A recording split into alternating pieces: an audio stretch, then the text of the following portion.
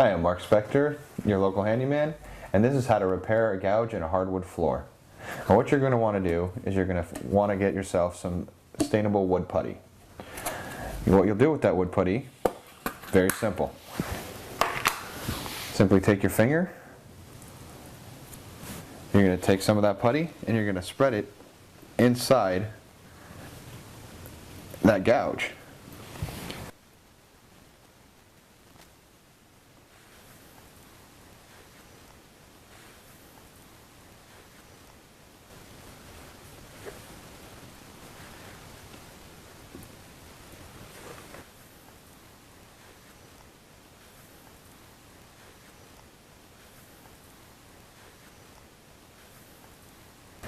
Then you're going to let that set up to dry for anywhere from 2 to 8 hours. You're going to sand it down, and then you're going to stain it, and then put a nice finish on it. I'm Mark Spector, and this is how to repair a hardwood floor gouge.